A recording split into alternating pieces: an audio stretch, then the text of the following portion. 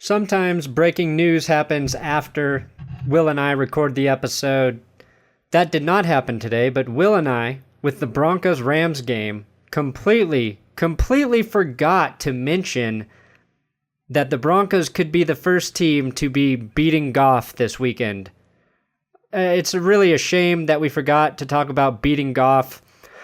We even have a porn quiz at the end of this episode, so forgetting beating Goff is a sin.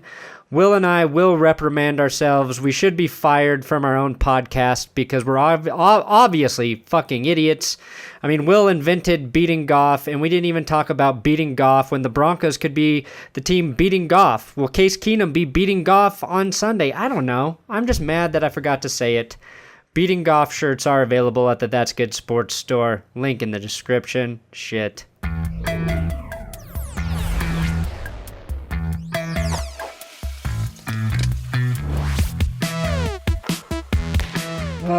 Welcome to That's Good Sports Podcast. Very enthusiastic football talkers. I'm Brandon Perna here with Will Keys. This is a podcast of football and Denver Broncos talking. Half will be about the Broncos, half about the NFL. We are on iTunes, Podbean, That's Good Sports Podcast, my second channel, That's Good Podcasts. So if you haven't given us a like on iTunes yet, please do. 5-star rating. We're almost at 90, Will, which I think if you get to 100, iTunes gives you one free song you can download. And who are you going to download with that? Shit. It has to be one of the Adam Thielen songs from your video yesterday. Some of your patented Adam Thielen pun songs. Big hits. I think we should release an album called Thielen Jams. Thielen Jams. That's smart. That is smart marketing right there. Yeah. But if I'm picking one song, I think I'm going Sexual Thielen. Sexual Thielen. Brandon Marvin Perna. There we go. If you want monotone sort of recreations of songs you hate to love, you can watch what did I title that fucking episode? Stand Up for America jerseys. Antonio Brown killing a baby was the day before. Yeah, I think it was Stand Up for America Donald Trump jerseys. Okay, yeah. Oh, Antonio Brown says the truth is going to come out about that situation, and he did not almost kill a baby. I don't know if I believe him. I feel like he definitely probably was throwing shit off of a balcony in Florida. But we'll see. We'll let the truth come out. I do want to point out, everybody, if you're watching on That's Good Podcast YouTube channel, look at how big Will Keys' head is. Oh, it's big. It's big, yeah. So I'm wearing a hat, a snapback, and just to give you an idea of how monstrous my head is, I have it snapped to the last possible stud on the hat. I think my snapbacks, I usually go I have like 3 of the vacant spaces like hanging off the side. Maybe 4, I don't know. How many snaps are on the snapback? 8? 6? I think there's probably let's say 7. I don't know, somewhere in between. I'm not going to count. But I've always been jealous of the guys who can just like have some snapback hanging off, like a little bit hanging down off of the back of the hat. That'll never be me. You have a giant head. Yeah. Before the episode started, you were saying something about you had to have like the biggest football helmet available when you played. Yeah. Yeah, I had basically the like XXL helmet size. Like I'm not bigger than most football players either. It's just like it's completely out of proportion. It's all your head, which is funny because when I moved to Goddard, Kansas, America in 7th grade, I had to sit out like the first week and a half of hitting at football practice because they didn't have any more of the tiny helmets for me. Oh, geez. It was rough because I'm at a new school on a new team. These coaches don't know that I'm probably close to the best fucking player on the team. and I'm not exaggerating there because these kids sucked. And I couldn't hit because they didn't have a helmet big enough for me. I had a helmet at home. They're like, no, you can't bring that and play. Finally, I got a helmet. Like, I'm on the second string team, which I had never been on in my life. And like the very first game, I only played special teams because they didn't know I could play. And finally, like in a practice on a like practice kick return, like I was returning the kick and I like just outran all of the coverage, and the coaches were like, oh, he's pretty fast. Perna, when did you get so fast? I'm like, I've been faster than most everybody on this goddamn team, but since I didn't have a helmet, none of you noticed. And then I got to start playing. You're like Thurman Thomas in the Super Bowl, crossed with Terrell Davis making that special teams play in Japan. And that's what I played, running back and safety. And I didn't even get to get on the field for that shit until week 2. If only I could have given you some of my leftover head, and we could together we would have 2 normal heads. A little bit of some sort of Will Keys lobotomy, and we put it on here. I would take some of your brain as well with head size. My head's still tiny, but I'm not a big man, so. But the way we have this framed right now in the podcast, we look equal size, and my beard helps. Well, when I make my Colorado trip in December, we can take a side-by-side picture. Oh, that's right. What game are you going to? My head is. The Browns, which, nice. To start the season when we got those tickets, looked like a pretty good game to go to, but with every passing week, the Broncos look like more and more of the underdogs. Looks like they might get blown out by the freaking Cleveland Browns. I was supposed to go to Foo Fighters last night, but I was supposed to be in a box seat at Foo Fighters, but my wife misunderstood the work offer, and it was just for work people. And so then I thought I was going to Foo Fighters, and I didn't get to go to Foo Fighters, so I just watched the Joan Jett documentary, Bad Reputation, which is highly recommended. I saw Joan Jett in person once. It was a surprise, but she came out once. Yeah, but what's your favorite Foo Fighters song? I'll answer that question. Mine is Big Me off of their first album, Foo Fighters. I'm horrible with song names, but it's the one that goes, all night long I dream of the day. Dreamer come around, gonna take you away. Dead, I'm on to the next one. Dead, I'm dead, and I'm on to the next one. That one. That's my favorite one. Yeah, I'm trying to think of the name of that song too, but I know what you're talking about. Anyway. That's the one with the black grenade on the cover and bloody or something. Oh, it's The Pretender. The Pretender. Yeah, that one. Yeah. Is that The Pretender? I think so. But then Dave Grohl was in the Joan Jett documentary at the end when she plays with Nirvana. I think on their Rock and Roll Hall of Fame intro. I forget, but she played guitar and sang Teen Spirit. So anyway, Joan Jett, highly underrated rocker in rock and roll history. This is not a rock and roll podcast, but we could do that one day. Also, I think my career might turn out to be similar to Joan Jett's without the success, because she grinded through like 40 years of rock and roll without getting the real attention she deserved. And 40 years from now, we could be doing this exact same thing with the exact same amount of people listening, just barely hanging on. Yeah, and we'll be in a documentary too. And maybe this clip talking about the potential featured documentary will make the documentary. Yeah, because they had Joan Jett talking about what she wanted to be remembered for in her career, and it was spot on. Anyway, what happened? What are we going to do? Broncos? We starting with Broncos? Yeah, let's start with the Broncos. Bradley Roby wasn't at practice Monday. Didn't call in sick, apparently, even though he said he was sick. So he got fined a pretty penny for not coming into work. What do you think about that? After having maybe one of the worst games in his career. I think it was called communication breakdown. Another rock and roll reference right there. Roby said he told him he was sick, but the message did not get relayed. And fax, that's why you can't send those on a fax machine. Exactly. I don't really give a shit that he was not at practice Monday. He showed up, said it was a mistake. I really just care about the way he's playing, and it is not good right now. It is not good. Yeah. But guess who's playing just as bad as Bradley Roby, if not worse? The whole team?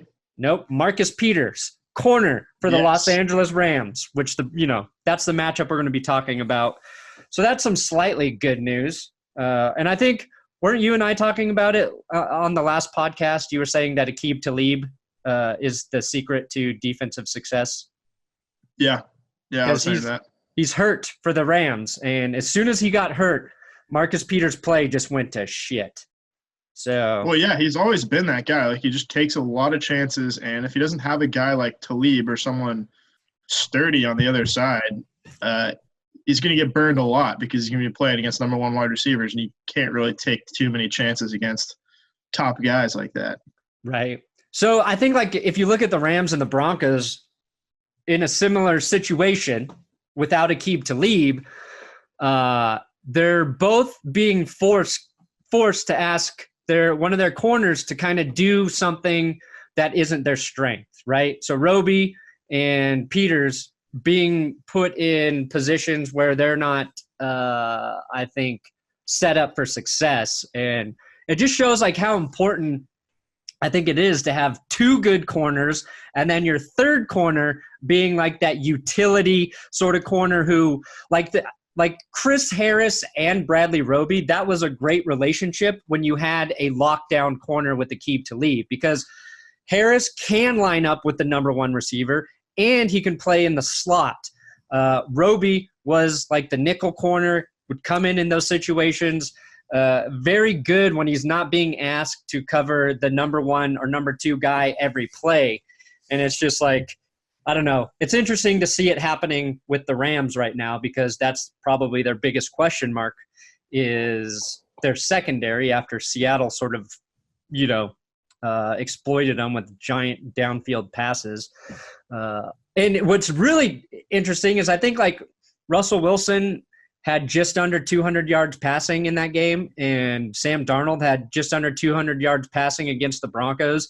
And if you just look at that stat sheet, you're like, oh, both defenses did pretty good job against the pass. No, they didn't. They just gave up like giant plays. Like Darnold averaged 20 yards per pass. He only completed 10 passes, but fucking it scorched the Broncos. So that's kind of like, I was just diving into that info. That's why it's fresh in my brain.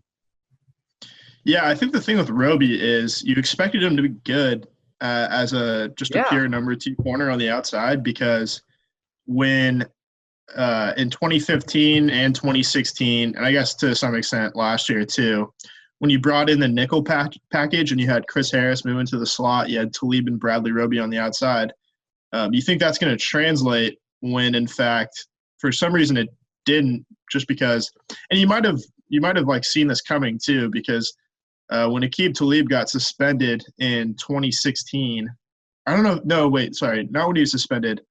When he was hurt in 2016, he was suspended the year before, but he got torched by the Raiders on that Sunday night game where Aqib Talib wasn't playing. And you expected Bradley Roby to come in then and fill in pretty nicely. And he had a tough time.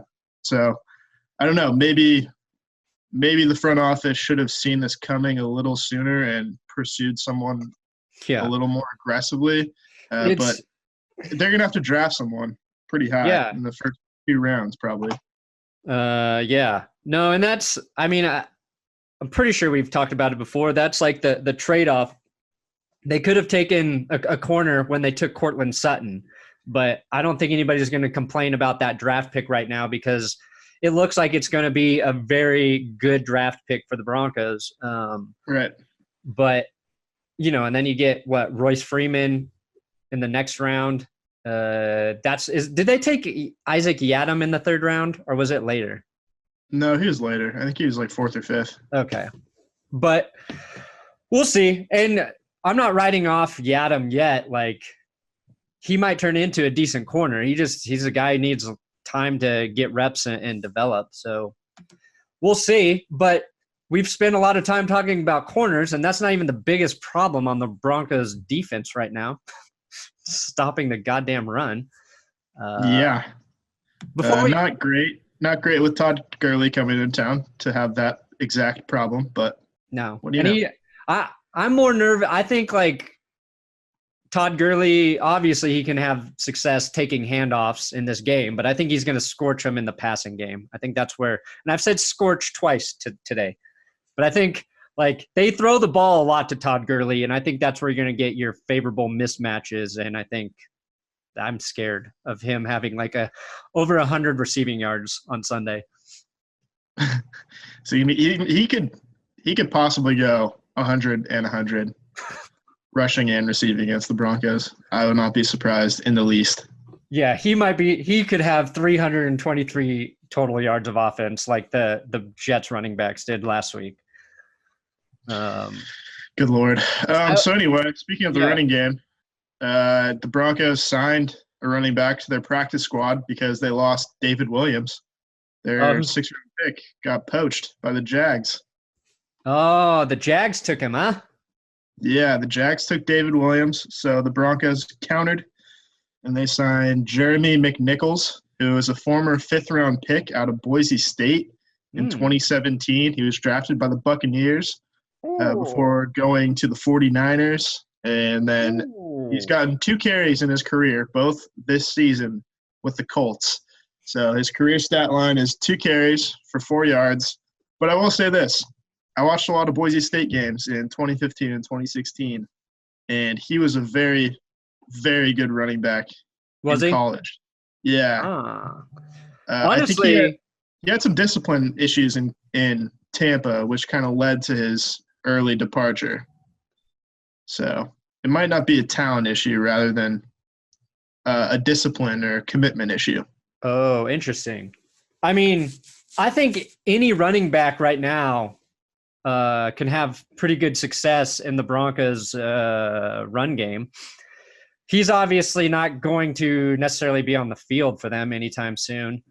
But Royce Freeman and Phillip Lindsay are both doing really well. And a lot of it has to do with how well the line is doing in run blocking situations. Like there are lanes to run in. I think a lot of backs would have success. I also think Lindsay and Freeman are very good.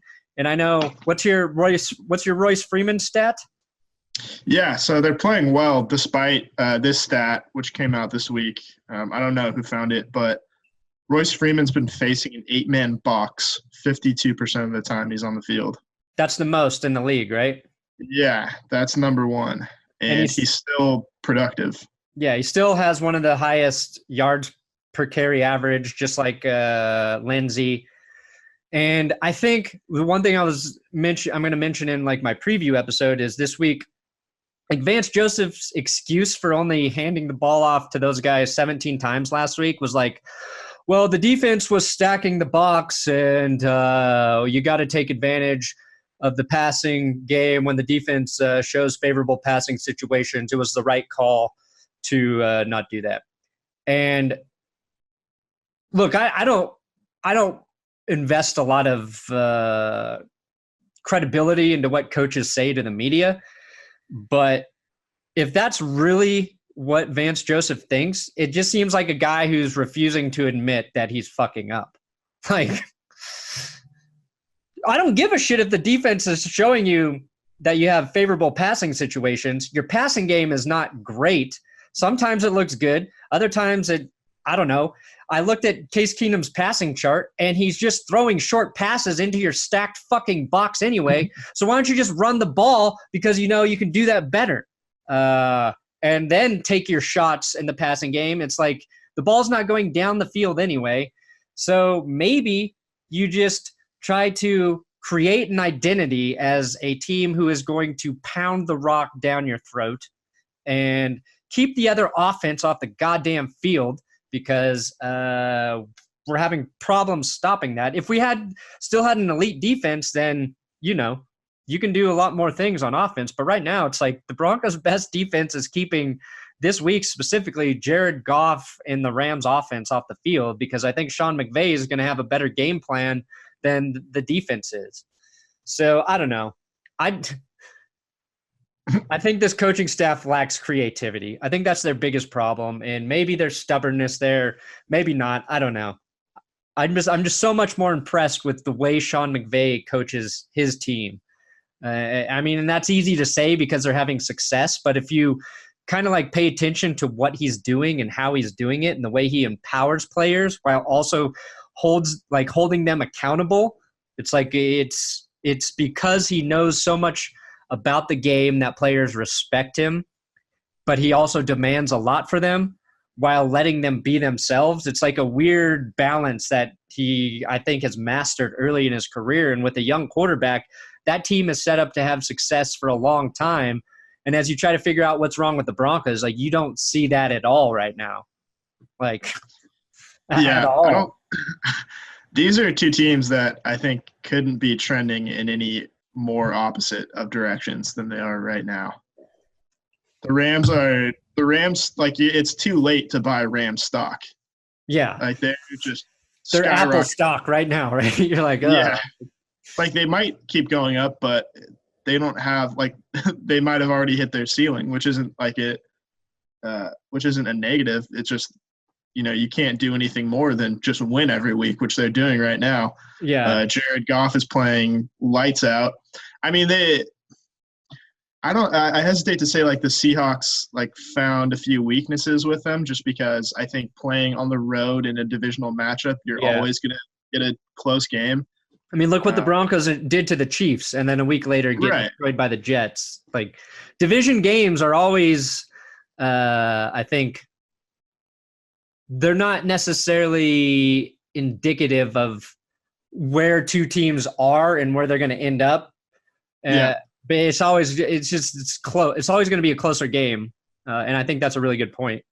Continue. Yeah, but that being said, like, there are weak spots on the Rams just because that's how they're set up. Like, they have so much, they have so many resources invested in their offense that they're going to have some holes in their defense, especially with Aqib Talib being out, Marcus Peters being super aggressive as always. Got a chance to take advantage of that. Obviously, the interior of the defensive line is nothing to mess with Aaron Donald and Ndamukong Suh. But they don't have much. Yeah, Michael Brockers as well. I almost forgot about him. But they don't have much of an edge rush. They've got some decent linebackers. They're all right. Littleton. I can't think of his first name. But I think he's a first or second. Yeah, Corey Littleton, named after the city outside of Denver. Very good reference for a Sacktown boy. That's where my dad's from, Littleton, Colorado. Okay. Yes. He's been playing well, too, kind of as a surprise, but you can do some things against this defense. If they can keep him off the field, it could be closer than most people expect. Yeah, the Broncos are going to have to score points, I think, to stay in this game. And they can do it via running the ball. And there's also an advantage in the secondary. And the Broncos have the receivers to do it. But and you're right, like the Rams don't have like elite edge rushers. If you gave Wade Phillips like Von Miller right now, that defense would be insane. They would still be a little susceptible to the run game. That's kind of like the MO for Wade Phillips defenses, but you're kind of willing to give that up because you're gonna make plays in other departments. Yeah, and you're going to be playing with the lead most of the time. Right. So you can go after the quarterback. My fear is that the Broncos should have had a lot of success in the passing game last week. They should have had more success than they did with the Jets' corners being injured. And there's an opportunity, with the same thing. Everything on paper says the Broncos should be able to attack that defense through the air. And because I believe that, I feel like it won't happen. I feel like every week, everything I think should be an advantage for the Broncos isn't. Some other area turns out to be, and then I'm always just like a week behind. So I don't fucking know. I'm going to say I don't know. The Broncos, I think, just need to commit to the run game. And there's no excuse when your running backs are having the success they are to only give them to give him less than 20 carries. Like, Vance Joseph's like, we're not counting that. We're not keeping – well, you should be. You should be aware of that. And I'll give Bill Musgrave a pass, especially for last week, because his dad died last week and he still coached the fucking game, which is a whole different story. That's like a whole cultural thing about NFL jobs. Like, I don't – like, unless you're Brett Favre playing on Monday Night Football to honor your dad, like, give the dude a week off or let him fucking take a break. And the Jets were without their defensive coordinator last week for a illness. So really should have been an advantage there for the Broncos offense. But it wasn't. So I think Denver's got to run the ball. It's the obvious, easy thing to say. I am sure everybody else in Denver media is already and is going to say that this week. But it's the truth. And the Broncos offense looks the best when they are running the ball effectively. Like Case Keenum, if he can hand it off twice and get a first down and then throw on the next first down, like, I feel like that's where he's best. But who the fuck knows? Yeah, there's also a stat that Tyler Columbus pointed out on the radio saying that the Broncos roll their quarterback out of the pocket the least amount of any team in the league, or close to the least, which that's one of Case Keenum's strong points. You are the best running team in the NFL, or one of them. It seems pretty intuitive, but somehow it's not. Somehow it's like 9-step drops. It is just a complete lack of awareness of, like, I feel like the biggest weakness of this coaching staff is not knowing how to put their players in positions for success. You know what I mean? Like, trying to fucking fit them into and it was Gary Kubiak's problem too, is trying to force players to do things the way you want them to instead of putting it to their strength. Kubiak got the Super Bowl win, so it's all like forgiven. And we talked about how everybody now wants Kubiak back, but when he was here, when the offense was struggling, it was because Kubiak didn't know what the fuck he was doing. I don't know. It's NFL coaches that are the best figure out what their players do well and scheme the game to it. It's why Doug Peterson's team won a Super Bowl. It's Bill Belichick does it, but he also just gets rid of players who don't do what he wants to do well. The Broncos can't find the right fucking players to do those things. Like, look at Andrew Whitworth on the Rams offensive line at left tackle. He was a free agent that the Broncos didn't even try to pursue. They went for the bargain bin with Menelik Watson and are paying Menelik Watson just a couple $1 million less this season to not even be on the team when they didn't even go after a guy like Whitworth and instead draft Garrett Bowles in that draft instead of Ryan Ramczyk, who is Whitworth, second best tackle in the league right now. Ramczyk, sixth best tackle in the league. So it's like, God damn it. They're all the things are going wrong, and that's why the Broncos are struggling. And it could get better because there's young talent on this team now. But I feel like I'm talking myself deeper and deeper into a pit of despair about the team right now. And it sucks because there's so many players on this team that I like and that I still think are talented, but you've got to hit on like 75% of those things, whether it's putting the players in the right position to succeed, getting the right players to do what you want, and having a coaching staff that the players believe in. And I don't think the Broncos have been on the winning side of that line for, a couple seasons now. And that's why I'm picking them to lose. Will? No argument for me. I'm going to pick them to lose as well for the first time this year. We're both picking them to lose, which means they're going to win now. So you're welcome, Broncos country. Strategic. Last thing, go ahead. I was going to say that the Jets had a players-only meeting before the Broncos game to get back on track. Oh, God damn it. That means you're always fucked after players-only meeting. The Broncos had a players-only meeting this week. At least the defense did. So if we see defensive players-only meeting. We've got a trap game for the Rams. We've got players getting together for the Broncos, and it's a home game. Could be a win for the Broncos. Still picking them to lose, though. Last thing I will say about this game, it's the forecast is for snow on Sunday.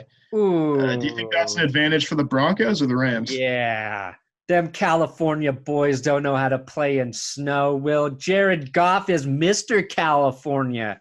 It's true. Surfer dick. You're going to eat that snow. It doesn't snow in Berkeley. It does not snow in Berkeley. I'll say that. I don't know how much of an advantage that ever really is. I don't know. It might be for running the ball, although there's kind of a sneaky advantage. As long as the quarterback can grip the ball, snow makes it easier on the wide receivers to get separation because it takes longer for defensive backs to react and to cover their guys. High-scoring affair. Yeah, it could be. So who knows? We'll see. Last time it snowed, the Broncos upset the undefeated Patriots. So we'll see. Well, not necessarily the last time it snowed, but in Denver during a game, I think. Yeah, I don't know about that one. The last time it snowed. Okay, so now we're going to talk about NFL football. We are transitioning from Broncos to NFL. This is where a lot of Broncos fans drop out and very few NFL fans jump in. I wonder if there's just fans of the NFL. Like they don't even have a team. It's just I love it all. I'm just a fan of the NFL Shield. I'm more of a fan of the NFL now than I ever have been, but that's just because of the nature of paying attention to it so closely the last couple years. Like I'm just a Roger Goodell fan. Yeah. Big Roger Goodell supporter over here in Will Keys. Just a foam finger with like number 1 Goodell on it. Goodell. Good. It's in the name. Yes. Goodell. All right. So some big news. Goodell. Are there any Goodells or are they all bad? It's a philosophical question that we'll get to on our philosophy. You can't appreciate a win without a loss, Will. It's a good point. All right, so the Jaguars, they have signed Jamaal Charles, former Denver Broncos running back. I don't think he's played for any other teams in the Broncos. And he's coming in because Leonard Fournette is injured, and he's going to be the number 2 guy behind what's his name, TJ Yeldon. So what do you think about this move? Do you think Jamaal Charles has anything left in the tank? Yeah, I mean, I think he has. I think we saw him make plays last year for the Broncos. I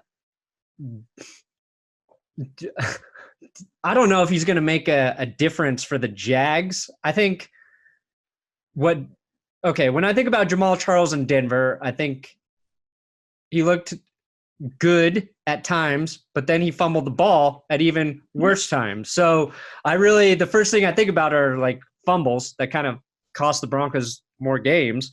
And he's always kind of had a fumbling problem, but I think he's still fast. I think he can make plays for Jacksonville, and they use him sparingly. I don't know. I don't think he's going to hurt him. I don't think he's going to hurt Jacksonville. That's my stance. Unless he fumbles in a big situation, though. Yeah. That could be the only way. Not going to hurt him more than 4 Blake Bortles interceptions last week. That's a good point. They are already a pretty turnover-prone offense with Bortles at quarterback, as much as I do love Blake Bortles.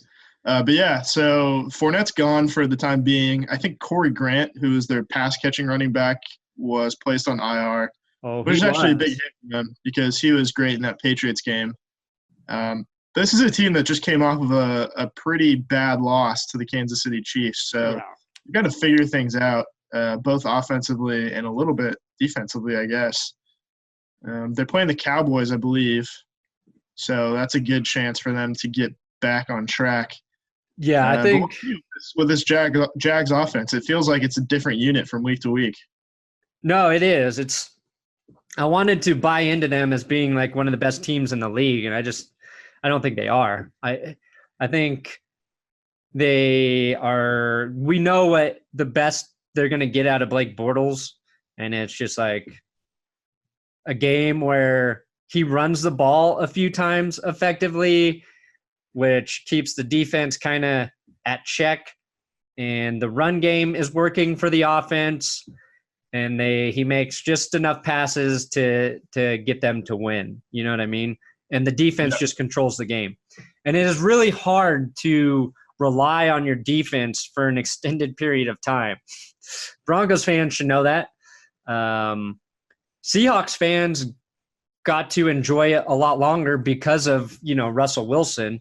So if you're a Jacksonville Jaguars fan, I think you have to be maybe a little disappointed that the team didn't try and make a play for Kirk Cousins in the offseason and just re-upped with Blake Bortles.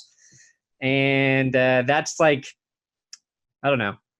That's what I would be kind of mad about right now. The defense is still really good, but they're not going to get you a win every week. And I don't trust the Jacksonville offense enough to rely on that, especially with like Leonard Fournette being hurt. Like if he was healthy, it'd be a little bit different. It'd be a different story, but I don't know. There's a lot of question marks for that offense. And like the Broncos, if you don't have the guy QBing your team, you're just hoping, fucking hoping. Yeah, well, the Jaguars are hoping that Blake Bortles gets on track again. They're going to need him to because they are not looking at a first-round bye like we all thought they would, because they're in the rear view with the Patriots and the Chiefs kind of gunning for those first two top spots. Where are they in their division right now? That's a good question. They tied at the top with the Titans. Oh, they're 3-2. 2-3, yeah. They're tied with the Titans. Titans are 3-2. But I think the Titans. Let's see here. They have the Titans on top. Yeah, so the Colts, Jags. They got to start. They do. Like I said, they're playing the Cowboys this week, so they got the Cowboys, then the Texans. Then the Eagles, Colts, Steelers. They don't have an easy road in front of them. No. I don't feel like anybody has an easy schedule this year just because everybody's just about the same. Except for there really is never an easy schedule in the NFL unless you're the Patriots, who always somehow seem to get that. Yeah. 6 games against because their own fucking division always sucks. Dude, imagine if Miami chose to go with Drew Brees instead of Dante Culpepper. Imagine, like, not just that the Dolphins would have been better and maybe kept the Patriots out of the playoffs a year or two, but the rivalry that would have built between like Drew Brees and Tom Brady, that would have been so much more fun to watch. I think through the last 10 was it 12 years Drew Brees has been in New Orleans. Sure, there's the great story, the New Orleans story. Peyton Manning would have had another Super Bowl win, so he would have retired probably with 3 Super Bowl wins. People would have thought it might have been Manning Favre in that Super Bowl. Exactly. Think of the ripple effect. Nick Saban might still be coaching the Dolphins. Alabama would be missing out on numerous national championships. Dude, Saban versus Belichick for a decade with 2 like great quarterbacks. That could have been. I mean, I've gone down the same rabbit hole of thinking about like if John Elway would have not drafted Brock Osweiler and then kind of taken a flyer on Russell Wilson. I think we've all been there on a lonely night. Yeah, thinking about that before. Because I think the Broncos win the Super Bowl against the Seahawks instead, or the Seahawks don't even make it. Brock Osweiler instead? Right. The Seahawks don't even make it, so the Broncos get that Super Bowl. And then in 2015, here's the caveat. Peyton Manning gets hurt. Russell Wilson comes in and never relinquishes the job. So the Broncos, but because of that, they have 2 Super Bowl wins instead of just 1 in the last, 6 years or whatever. I like it. Anyway. For an alternate universe. to explore. Speaking of which, we could be living in with your Yes. Jacksonville news. So there was a report this morning from the Daily Mail in the United Kingdom that Jaguars owner Shad Khan has been exploring tax implications of moving the Jacksonville Jaguars to London to play their home games. They would still be based in Jacksonville, but they would play their home games in London. Is this a terrible idea? Is this just a kind of bad idea? Is this maybe a decent idea? What do you think? I think it's a bad idea. It doesn't – like if you're going to go to It's London – also probably not going to happen, but – just move to fucking London. well, I don't know. Yeah, the thing that he was exploring here, I think, is that NFL players wouldn't want to be based in London. They'd rather be based in Florida just because of the tax implications. You get taxed out the ass, basically in England, especially with an NFL income versus Florida where there's no state income tax. Yeah, and then there's the whole Brexit thing, like they're monetarily aren't they going to not be part of the EU anymore? Like, I guess there's a lot of money questions there, and I guess I don't know. It doesn't make any goddamn sense. I get the point there, but I would just say just move to fucking London. Who gives pay the fucking players more then to be there. Offer an incentive. Oh, the NFL doesn't have the money to do that? Bullshit. All players should be based in Florida then. All of the NFL players should boycott and say, we want our home base to be Florida. We want our paychecks to go through Florida. And then the NFL could actually get away with paying them the exact same amount and just watch their revenue grow with extreme profits while players make the same. Boom. It's an idea. Better solution. I don't know. I don't know if it's a great idea, but it's an idea.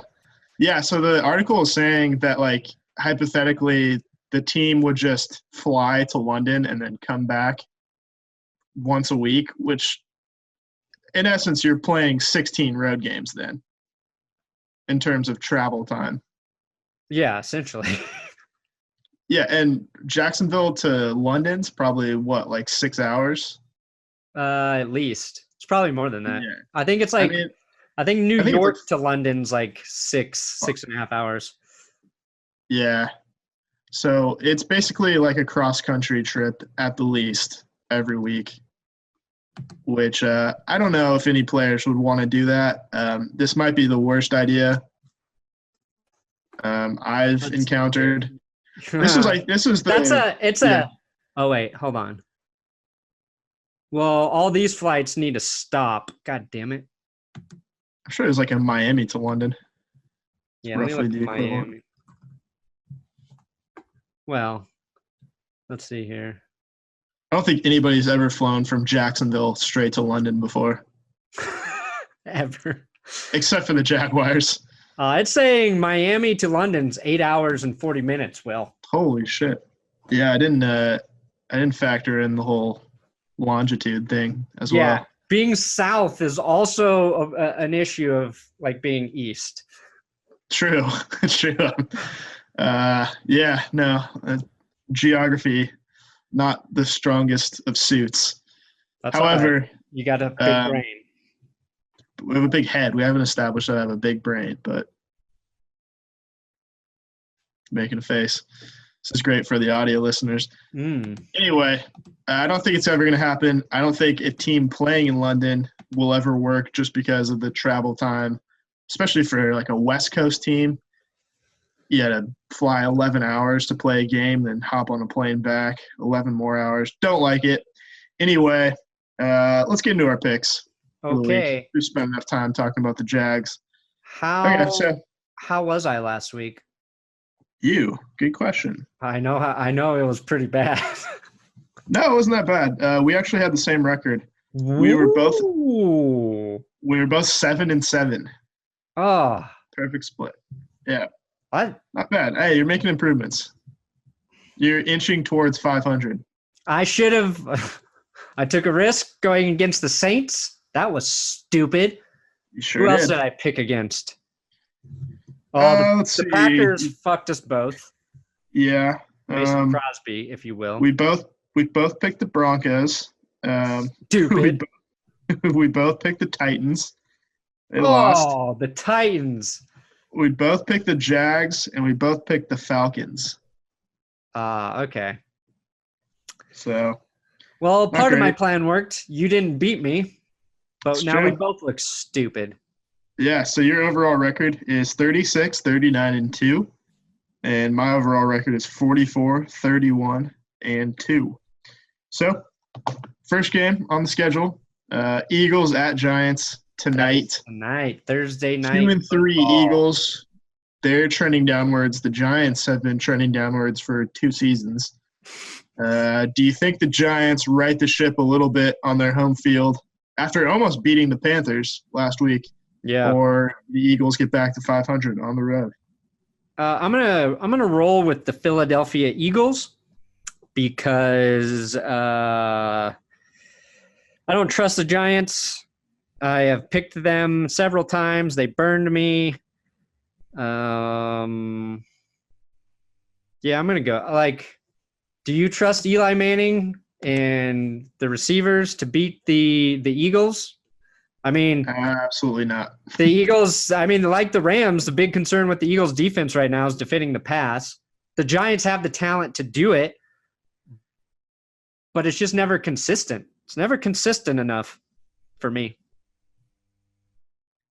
Yeah, I'm taking the Eagles for that reason too. I think they'll get back on track. Although they're without Jay Ajayi, who's for his He's out ACL. for the season.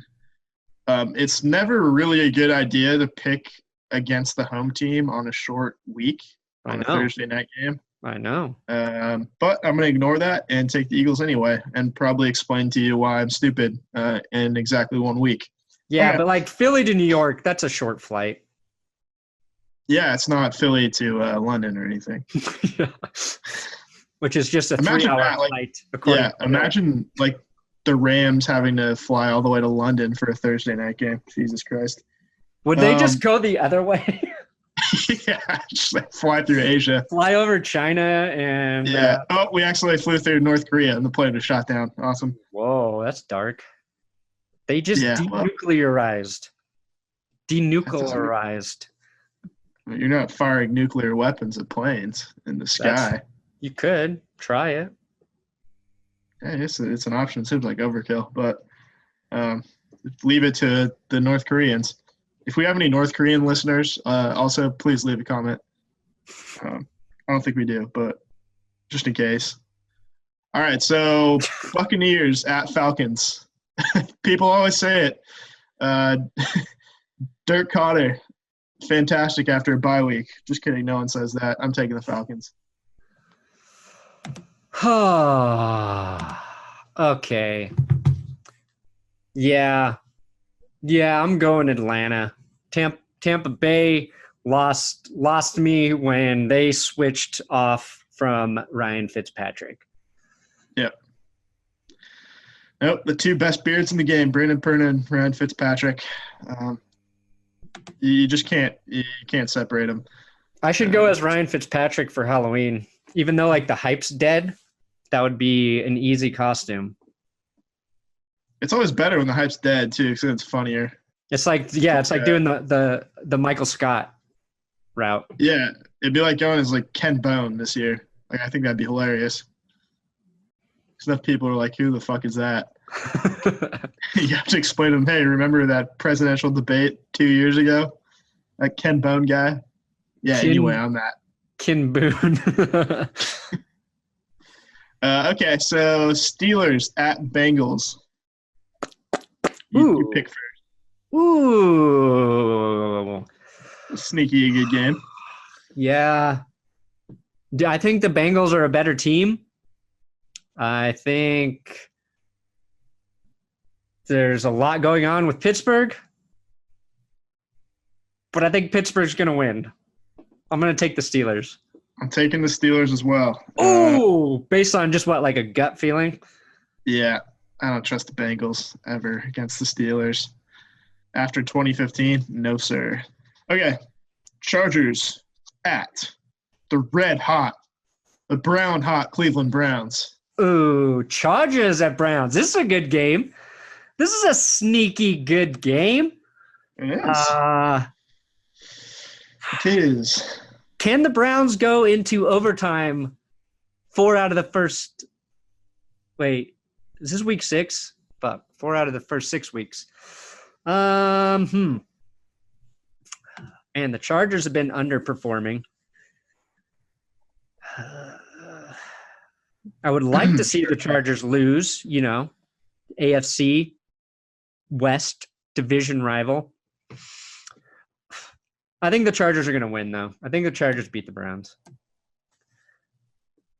Ye of little faith. I'm taking the Browns at home. Ooh. All right. We'll see. I'll be rooting for Cleveland, but I think Phillip Rivers playing too well right now. They have a good running game, 2 solid running backs with Gordon and Eckler, and a passing game for that Browns defense to defend. Yeah, the Chargers got their last 2 wins against the 49ers and the Raiders. Play a real team here. Yeah, I think they're going to get it. Okay, Bills at Texans. You can go through these kind of quick. Texans. The Bills only play good against good teams. Yeah, I'm gonna take the Texans as well. They're starting to figure things out. They're coming together. Bears at Dolphins. Oh, Bears off the bye week. The Bears may be the best team in the NFC. I'm going to go with the Bears. Dolphins are dead to me. I'm going to take the Dolphins to get back on track just a little bit. Smart move. Okay. Cardinals at Vikings. Vikings. Okay. Yeah, I'm taking the Vikings too. They're better No team explanation than the Cardinals. It's true. It's true. You're not And wrong. you gotta like what Jimmy Butler's doing for the state of Minnesota in general. I think his enthusiasm is going to carry over to the Vikings. I don't know how long he's going to be on the team, but yeah. Did you get shocked? Just got shocked by my headphones in my fucking ears. Whoa. You ever had that happen? No, never. First, your internet's not working. Now you're getting electroshock therapy from your headphones. Of electromagnetism. Magnetism? There you go. Electromagnetism. Yes. A lot of women say I have sexual magnetism. By a lot, you mean precisely one? None that are married to me. It's tough. That's a tough one. That's a tough one. Colts at New York Jets. Ooh. You know who does have sexual magnetism? Sam Darnold. You seen that guy's hair? That poofy hair, man. Yeah. He's So a young. Lego head looking guy. Man, the Colts, so many holes on that team. Maybe with the 10 days, they got a little better. I'm going to go with the Colts because I think Andrew Luck's going to throw it 50 times and beat the Jets. I'm going to take the Jets just because I don't know why. Because what they did to the Broncos? Yeah, that might have something to do with it. I won't forget that anytime soon. The Colts got to get a win. I think they're due for a win. Probably, but we'll see. Seahawks at Raiders. Sebastian Janikowski Bowl. I had to replace Ryan Fitzpatrick with Andrew Luck on my one fantasy team. So my fantasy team fucking sucks because of David Johnson and Julio Jones just refusing to score touchdowns. Yeah, but David Johnson's not playing that bad. He's getting like a decent amount of rush yards. Yeah, as my number one pick, you'd expect him to be lining things up. Fair enough. As a runner and a receiver. Fair enough. Anyway, what was my own fault for listening to you. Seahawks at Raiders, Sebastian Janikowski Bowl. Who are you taking? Ooh, Seahawks at Raiders. That's right. Ooh, I'll go Seahawks. I thought they played pretty well against the Rams. I think the Raiders are worse than the Rams. I agree. I agree that the Raiders are worse than the Rams. However, I'm taking the Raiders at home. RIP. Oh, yeah, that great to home the dirted field advantage for the Raiders. You said the field's going to be all green, though? No more baseball dirt in that field? Yeah, the infield's gone. The Oakland A's have been eliminated. It's Is too that bad. an A's hat you're wearing right now?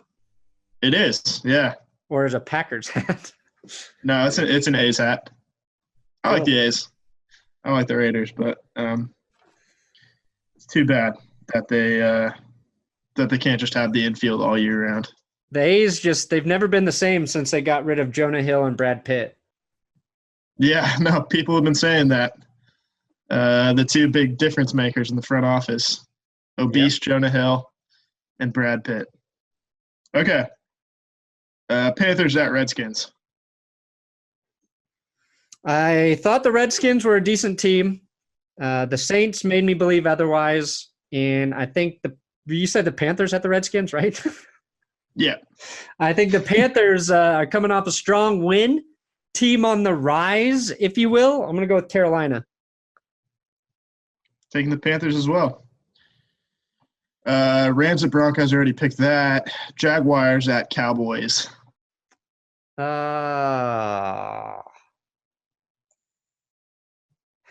Texans and Jags are kind of similar to me in that both have these really good defenses. Dallas was competitive against the Texans, but Jamaal Charles is going to win this game for the Jags. Okay. Yeah, I like the Jaguars too. Jaguars, not Jaguars. Jaguars. I'm jagging off for yet another week. I think I've picked them just about every week. I have too. They're like the team I think. Oh, except for the Patriots week. Dumb. It's like the best thing that could happen for football is if it were a Browns Jaguars AFC Championship game. Those are like the two least hated teams that everybody is kind of pulling for because their taste of success has been so rare in those two organizations' mouths. So that's why we keep pulling for the Jags and keep hoping they're good. Anyway. Yeah. And fuck the Cowboys, right? We're big Jags and Browns fans on this show. Yep. Fuck the Cowboys indeed. I don't like them. That's why I'm taking the Jags. So a couple of Jags picks here.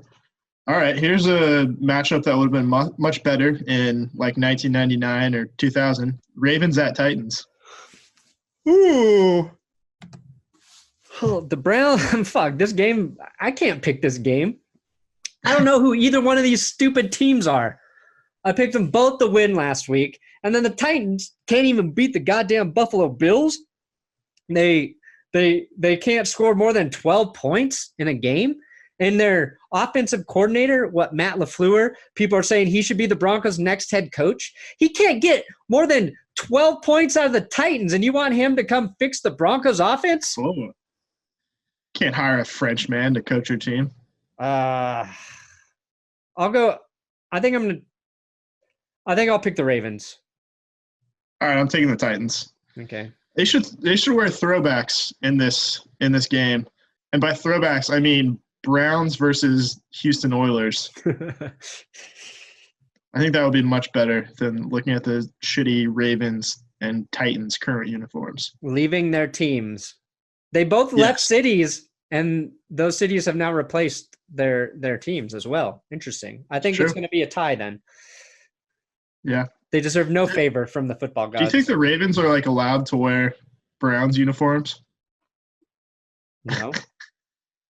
No, I don't. I mean, they were the Browns before these current Browns. They were, but there is a Browns team.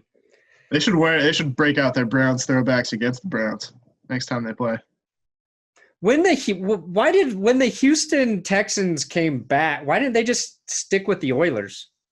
Why didn't they go with the Oilers? That's interesting. That's a good question. I mean, when the Oilers moved to Tennessee, They were still like the Tennessee Oilers for a year or two, I think. Yeah, they were, but I don't know. The Oilers are cooler than Very the strange. Texans. I agree. Look No, at yeah, the Texans, look at look at the Los Angeles Californians. Look at the Florida Floridans. I don't know. It's just seems stupid to me. they should be any Florida team should just be the Florida men. Like the people from those like crazy Florida headlines. Oh, dude, there's so many of those. That's a fun rabbit hole. You were talking about that. You were talking about that in your video a couple days ago. Just search Florida shit that happened in crimes, Florida. and you will be entertained for days. There's a great game that they used to play on the Adam Carolla show, which was Germany or Florida, and they read a headline and they'd have to guess whether the story came out of Germany or Florida. Oh, that's funny. And I've learned that Germans are as fucked up as Floridans. Floridians, I don't know. Whatever. Chiefs at Patriots, game of the week. Oh, yeah. Give me the – oh, I don't know. Hesitation. Patriots are at home? Yeah. I'm going to go – I'll say the Patriots win. But I'm going to be – I want the Chiefs – I actually want the Chiefs to win.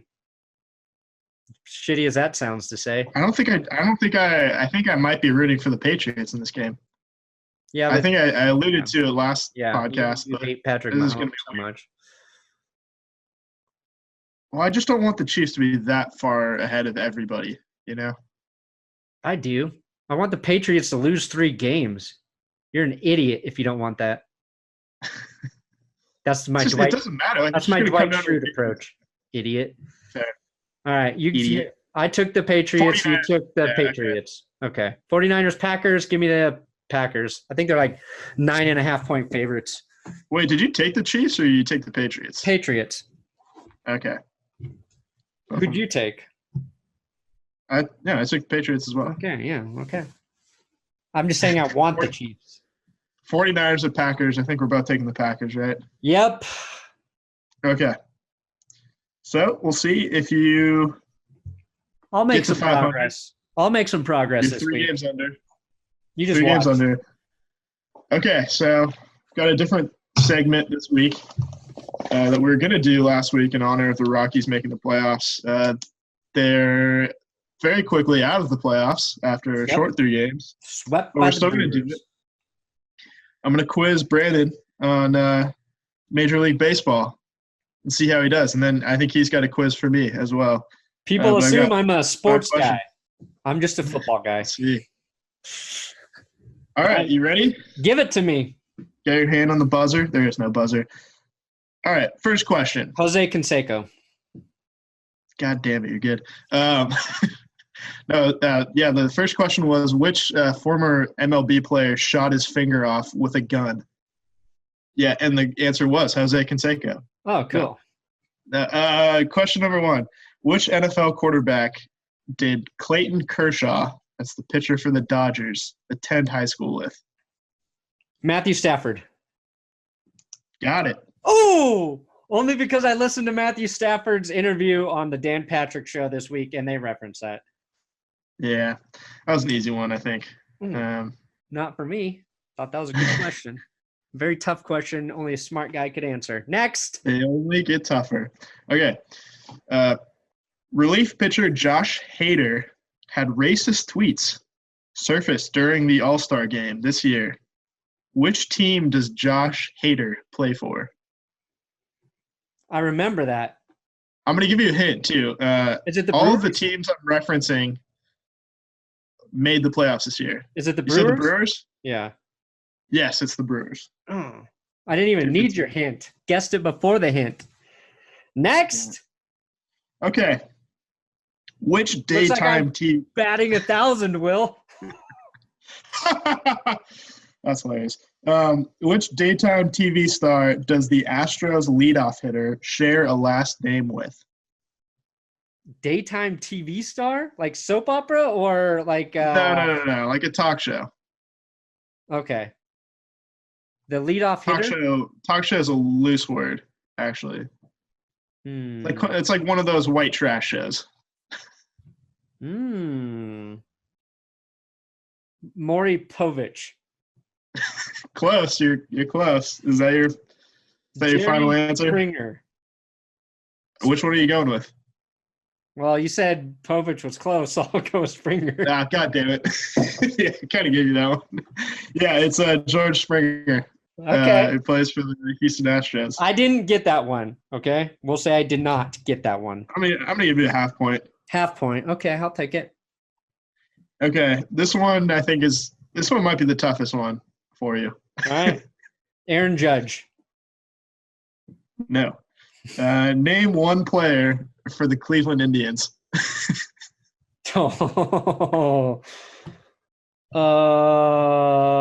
Let's see here. They have that batter. They do. They have several of them.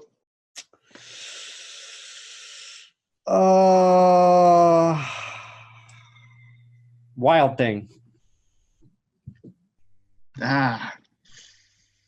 I'm tempted to give you a half point here, but I was Wild Thing for Halloween once.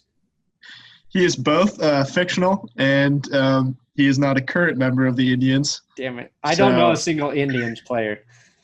All right. No, yeah, I didn't think you get that one, but you could have answered Francisco Lindor.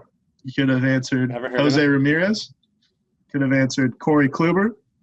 Oh, I've heard of Kluber. Andrew Miller. I think he's still with the Indians. Corey Kluber Lang. Ah. There you go. Okay. Is that it? Fifth question. Fifth and final question for you. All right. Which team did Deion Sanders play for in the 1992 World Series when he collected 8 hits? Which NFL player? Which team did Deion Sanders play for? Yeah, which team did Deion Sanders play for in the 1992 World Series? 92. It's one I do remember Deion Sanders playing baseball, obviously. Yeah. This one's not that hard if you just think about it. If I just think about it, it's easy. Well, I mean, it like you could answer it fairly logically. What football team did Deion play for in 92? I'm not giving you that hint. Is it a Texas baseball team? I'm not giving you that hint either. I really don't remember. I don't remember the 92 World Series.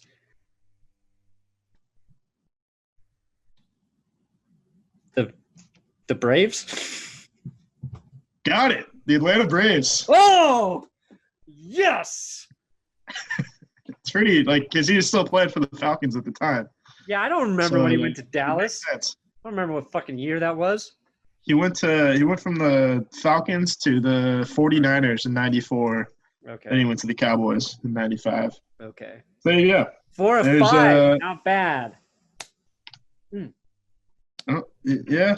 Yeah, no, you got. Or 3.5 of 5. Yeah, 3.5. 3.5. All right, I kind of fucked up on that Springer question.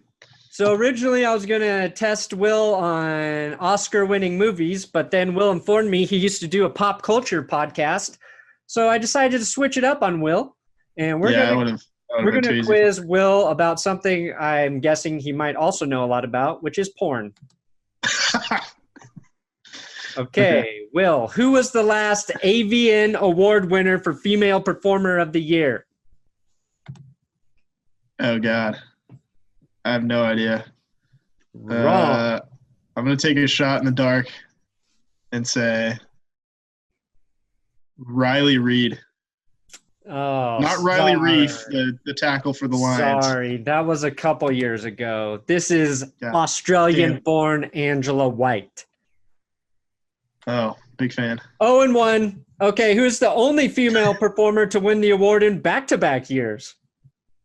The Daniel Day-Lewis of porn. Of female porn stars. Say Jenna Jameson. Ooh, good guess if it were 1999, Will. I don't know. You didn't give a time frame on this. It This could be anybody. is Tory Black. Okay. You know who Tory Black is? Yeah, I know who she is. Of course you do. Okay. Name 5 really- porn stars. Name 5 male porn stars not named Ron Jeremy. Oh boy. Does Dirk Diggler count? Nope. God damn it. Real porn, male porn performers. Fuck. Johnny Sins. Very good. That is one of them. I know him from his YouTube vlog. That's right. I forget he has a vlog. Yeah. Shit. I'm struggling here. Would you like some help? Yeah, give me a hint. Johnny Phone a Sins, friend. number 1 there. You've got Lexington Steele, Mandingo, Owen Gray, Manuel Ferreira, Shane Diesel, Peter North, Evan Stone. Oh, who's like the Spanish kid? Spanish kid. Yeah, he looks like he's 12, but he's got a massive dick. Oh, yeah. I know I don't know his name. Brian But he's Pumper, not really 12. Mr. Pete, Mr. Marcus, Wesley Pipes, Ben English, John Strong, Lee Stone, Chris Charming, Sledgehammer, Mick Blue, Marco Banderas, Mark Wood, Randy Spears, Mark Anthony, Tommy Gunn, and the Pirate, Brian Tommy Sherwood. Gunn, yeah, Tommy Gunn. I should have gotten him. Should have got Tommy Gunn. Legend. Okay, Guy always plays- final question. Yeah, let's You're play with the 0 for landlord. 3. You're 0 for 3, Will. Final question. Do you own a fleshlight? No. Okay, you got 0 correct, and God damn I it. crushed you in this competition. I'm not the porn aficionado I thought I was. Yeah, well, if you never worked in the industry, that's understandable. You just see Yeah, these people as you're in- objects, Will. I look at them as artists Friend, and human coworkers. beings. Colleagues, people you invite over for Thanksgiving. That's good porn would probably be way more successful than my bullshit YouTube channels. Probably. Anyway, that's where we'll end. Me on a victory over Will Keys for really solid quiz. Yeah. Follow Will on Twitter at WillKey6, and that's it. Goodbye. Hey, oh, wait. If you made it this far, please comment what you think Brandon's porn star name would be. Ooh. I'm trying to remember. I had those names at one point. What was it? One I would like to roll with would be the little engine that could, but I had another solid name. I just can't remember it. Tune in next time for my porn name. Bye.